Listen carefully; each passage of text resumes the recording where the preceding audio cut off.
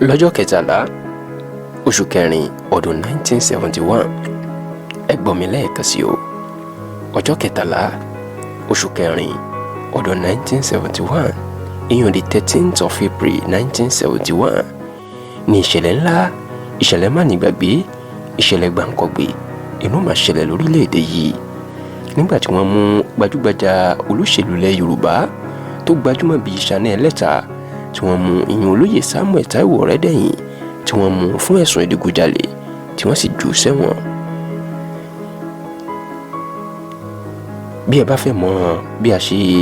ẹni tí olóyè Samuel Táíwò Ọ̀rẹ́dẹ̀yìn jẹ́ ọ̀kan pàtàkì ní lára àwọn aṣíwájú ilẹ̀ Yorùbá kódà ọ̀rẹ́ tímọ́tímọ́ àti ọlọ́wọ̀ ọ̀tún ni ó jẹ́ fún aṣíwájú ìran Yorùbá ní olóyè Ọbáfẹ́mi Awólọ́wọ̀. bí ẹ bá fẹ́ mọ̀ nínú àwọn méje tó bá Awólọ́wọ̀ dá ẹgbẹ́ òṣèlú Action Group sílẹ̀ olóyè Ọ̀rẹ́dẹ̀yìn jẹ́ ọ̀kan pàtàkì lára wọn. àwọn míì tí wọ́n ti jọ dá ẹgbẹ́ náà sílẹ̀ àwọn ni Abíọ́dún Akérèlé Adé Akínsànyà J.O. Àdìgún ẹ̀sùn Ṣonibárẹ́ Ayọ̀ Akínsànyà àti Ọlátúnjí Dòsùnmú. kódà olóyè Samuel Táíwò Ọ̀rẹ́dẹ̀yìn tá à ń sọ nípa ẹ̀ ń ló kọ ìwé atọ́nà tó dàbí òfin ẹgbẹ́ Action Group bẹ́ẹ̀ ló jẹ́ apàṣẹ nínú òṣèlú ilẹ̀ Yorùbá bí kò tiẹ̀ di ipò òṣèlú mú. yàtọ̀ sí èyí olóyè Ọ̀rẹ́dẹ̀yìn súnmọ́ olóyè Awólọ́wọ̀ púpọ̀ kódà níbi tó súnmọ́ ọmọdé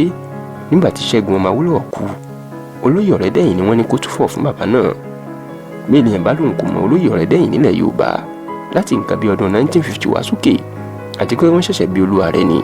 tàbí kó nítọ̀ máa gbé inú olẹ̀ ó dàbí kọ́mọ Yorùbá kan lóun ọmọ Aṣíwájú Bọ́lá Ahmed Tinubu tàbí olóyè Olúṣẹ́gun Ọbásanjọ́ lásìkò yìí. ṣá o ọjọ́ kẹtàlá oṣù kẹrin ọdún 1971 ìníṣẹ̀lẹ̀ kan máa ṣẹlẹ̀ nígbà táwọn adigunjalè tí wọ́n lọ fọ́ ilé ìfowópamọ́ Barclays Bank dáhùn wí lọ́dún náà lọ́hùn-ún ló padà di Union Bank báyìí o. Barclays Bank yìí òun ló wà ní Basita Road ní ìpínlẹ̀ Kwara àtijọ́ ńgbà náà. àwọn adigunjalè já ọbẹ̀ lólè o wọ́n ṣe àwọn ọlọ́pàá méjì àti òṣìṣẹ́ báǹkì méjì náà wọ́n ṣe wọ́n ní ìṣekúṣe kódà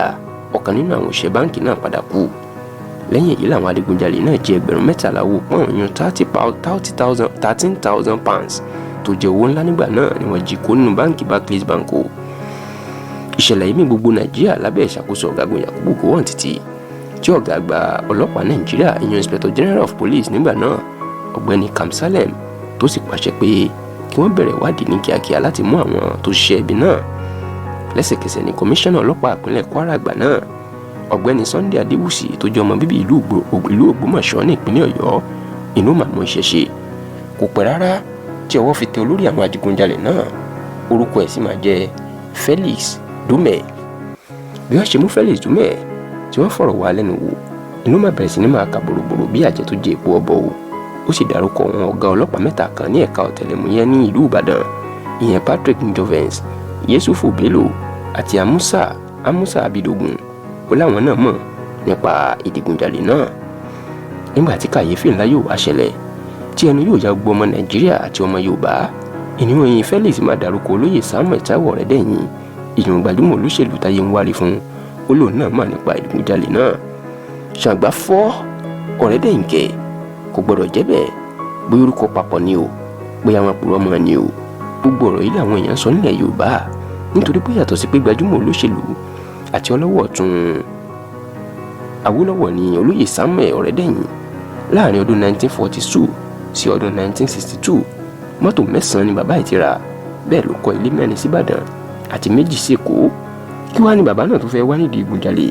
ìbéèrè yìí làwọn èèyàn ń béèrè lọ́wọ́ ara wọn. ká má fa ọ̀rọ̀ gùn báyìí ní Sunday Adéwùsì ìyẹn kọmíṣánná ọlọ́pàá Kwara ó ránṣẹ́ pé gbogbo àwọn tí Felix dárúkọ o lọ́jọ́ tí olóyè Ọ̀rẹ́dẹ̀yìn dé Kwara mọ́tò àràmàǹdà Mercedes ẹ̀ tí nọ́mbà ẹ̀ jẹ́ WR666 ìlú gbé lọ o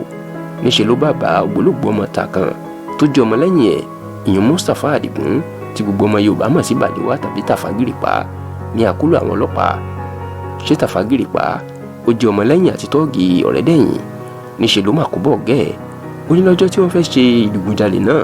òun àti olóyè Ọ̀rẹ́dẹ̀yìn àwọn jọ wà ní ilé Felix Dume tó jẹ́ olórí àwọn adigunjalè náà ó láwọn jọ wà ń bẹ̀ lọ́jọ́ náà ni.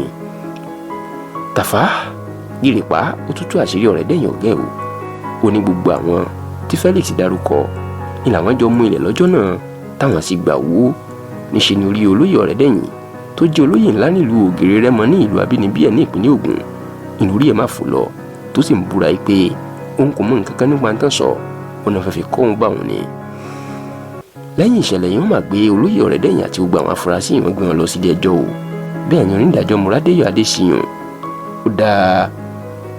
ó sún ọjọ́ ìgbẹ́jọ́ síwájú dọjọ́ 22 oṣù kejìlá ọdún 1971 ṣùgbọ́n lẹ́yìn tó padà dájọ́ onídàájọ́ Adéṣiyàn ó ju gbogbo àwọn afurasí náà ó jù wọ́n sí ẹ̀wọ̀n gbére ìyẹn life sentence àbí life imprisonment. ariwo ńlá mà sọ nílẹ̀ Yorùbá àti gbogbo Nàìjíríà lásìkò tá a ti ń wí yìí. olóyè Ọbáfẹ́mi Awólọ́wọ̀ ni mínísítà ọrọ̀ ajé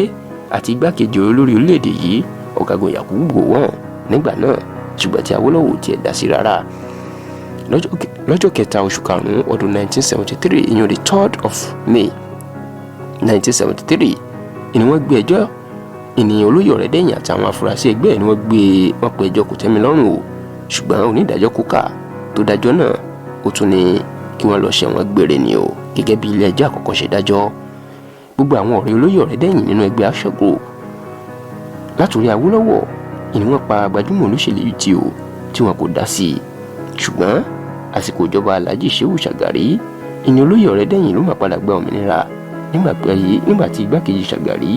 olóyè Alex Ekweme tó mú ẹjọ́ náà lọ fún Shagari nígbà tó pàdé ọmọ Ọ̀rẹ́dẹ̀yìn kan tí wọ́n sì ran gbajúmọ̀ olóṣèlú náà lọ́wọ́ láti kúrò lẹ́wọ̀n. gbogbo nǹkan ni olóyè Ọ̀rẹ́dẹ̀yìn fi búra ó ná purọ́ ìṣẹ̀lẹ̀ náà mọ́ òun ni o láti fi ba òun lórúkọ jẹ́ nítorí òkìkí òun tó ń tàn nídìí òṣèlú nílẹ̀ Yorùbá tó sì jẹ́ pé ìṣẹ̀lẹ̀ yìí ni olóyè Ọ̀rẹ́dẹ̀yìn ló fi ṣépè fún gbogbo àwọn ọmọ ẹ̀ pé ẹnikẹ́ni nínú wọn kò gbọdọ̀ ṣe òṣèlú o kódà ó ṣépè àti ègò sílẹ̀ fáwọn ọmọbìnrin ẹ̀ pé ẹnikẹ́ni nínú wọn kò gbọdọ̀ fẹ́ olóṣèlú nítorí pé iṣẹ́ ibi ni òṣèlú Nàìjíríà. díẹ̀ nínú àwọn ọmọ 36 children tí olóyè Ọ̀rẹ́dẹ̀yìn bí tí wọ́n sọ̀rọ̀ lẹ́yìn ikú ẹ̀ wọ́n ní bàbá àwọn ó búra nínú ẹ̀wọ̀n ó ṣépè pé ká ní lóòótọ́ ìnà òun mọ̀ nípa ẹ̀sùn náà kí ikú pa òun sínú ẹ̀wọ̀n kó má jáde kó wà lẹ́wọ̀n gbére tán dá fún un tí wọ́n sì ní bó ṣe padà gba òmìnira tí Shagari ràn lọ́wọ́ fi hàn pé kò mọ̀ kankan nípa kú ẹ̀. àwọn ọmọ bàbá ìwà tú àṣírí wọ́n ní àwọn alágbára kan tọwọ́ bàbá àwọn bọ ìwé lásìkò tó fẹ́ jáde lẹ́wọ̀n pé yóò gbẹnu ẹ̀ dákẹ́ kò ní tú àṣírí àwọn kan pàápàá nípa àwọn alágbára ilẹ̀ Yorùbá tí wọ́n mọ̀ nípa bó ṣe dé ẹ̀wọ̀n kódà wọ́n fi Alhaji Lateef Jákàndé jẹ́rìí pé ó mọ̀ nípa àdéhùn tí wọ́n tọwọ́ bàbá òun bọ̀ ńgbà yẹn wípé kò ní tú àṣírí àwọn alágbára ilẹ̀ Yorùbá kan. gbajúmọ̀ aṣíwájú ilẹ̀ Yorùbá kan tó lókìkí púpọ̀ ni wọ́n fi ẹ̀sùn bí wọ́n ṣe rán Ọ̀rẹ́dẹ̀yìn lẹ́wọ̀n ọ̀nà fẹ̀sùn ẹ̀ kan o wọ́n ní bàbá náà ló ń jowú pé òkìkí Ọ̀rẹ́dẹ̀yìn kan ó gbóhùn fi gbàgbẹ́gbà òun ló ṣe rán àwọn tó bà lórúkọ jẹ́ láti jẹ́ kí orúkọ ẹ̀ àti ògo ẹ̀ nídìí òṣèlú kó wálẹ̀ pátápátá. ẹ jẹ́ ká pàdé lọ́sẹ̀ tó ń bọ̀ nígbà tí a tún mú ìṣẹ̀lẹ̀ gbàǹkọ̀gbè míì tó ti mì ilẹ̀ Yorùbá àti gbogbo Nàìjíríà ti wà sẹ́yìn fún yín títí dìgbà náà àwa láwà ẹ̀yìn láàbà o.